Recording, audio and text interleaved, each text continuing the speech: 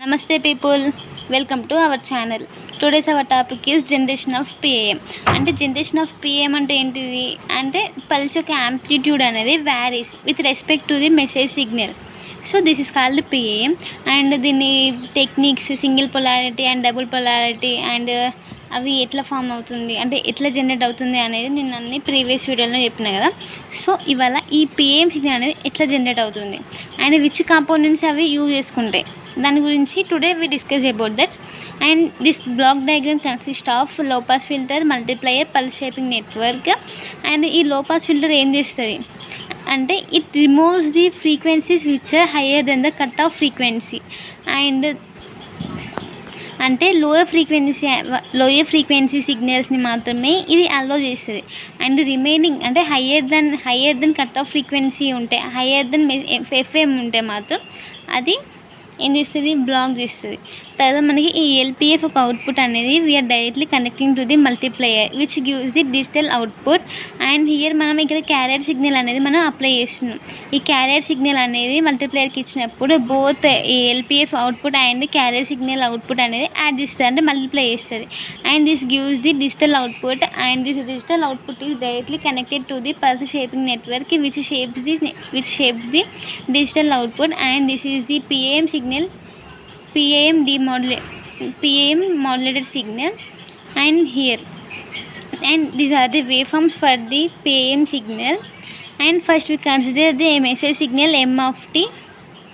And this is the M of t continuous signal or analog signal or baseband signal or message signal అని కూడా అనుకోవచ్చు. And here it is carrier signal C of t pulse. So అది అంటే మనం ఈ PAM signal అనేది 2 కేసెస్లో మనం దీన్ని రిప్రజెంట్ చేయొచ్చు. ఏంటిది, ఒకటి న్యాచురల్ శాంప్లింగ్ అండ్ ఒకటి flat top sampling. So next అంటే ఇక్కడ మనకి ఎక్కడైతే మనకి యాంప్లిట్యూడ్ అనేది పీక్ ఉన్నదనుకో అక్కడ మాత్రం అంటే ఇక్కడ మనకి యాంప్లిట్యూడ్ అయితే వ్యారీ అవుతుంది with respect to the message signal. అంటే ఇక్కడ ఇది న్యాచురల్ శాంప్లింగ్ కదా, న్యాచురల్ శాంప్లింగ్లో ఇది natural sampling and this is flat top sampling. అంటే ఇక్కడ మనకి యాంప్లిట్యూడ్ ఒక లెవెల్ అనేది ఫ్లాట్ ఉంటుంది అండ్ హియర్ ఇక్కడ న్యాచురల్గా మనకి ఉంటుంది యాంప్లిట్యూడ్ అనేది. So this is called natural sampling and flat top sampling. 2 కేసెస్లో మనకి అవుట్పుట్ అనేది ఉంటుంది పిఏఎంలో. నెక్స్ట్ మనకి ఈ పిఏఎం సిగ్నల్ ఎట్లా జనరేట్ అయిందో చూసాం కదా. నెక్స్ట్ మనం దీని డిటెక్షన్ అంటే డిమాడ్యులేషన్ ఆఫ్ పిఏఎం సిగ్నల్ అంటే ఎలా అవుతుంది. Demodulation of PAM.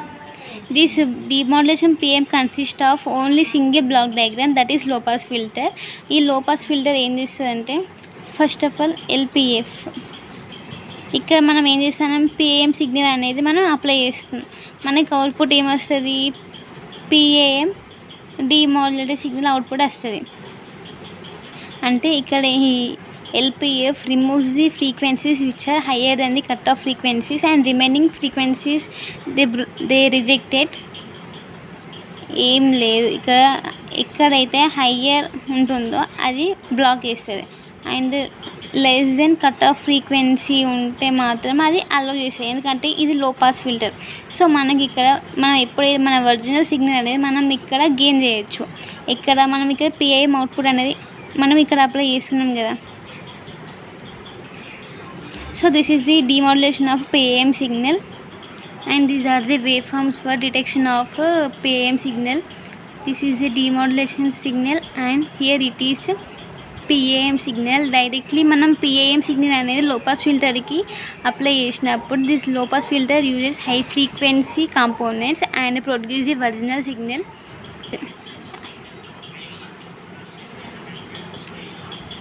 Applications of PAM ఏంటి ఉండే applications. First of all it is used in many micro controllers.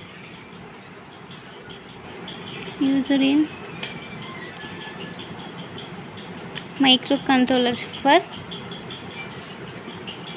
Generating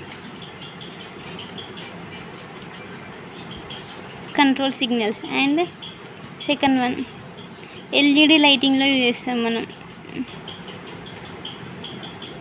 and third one and user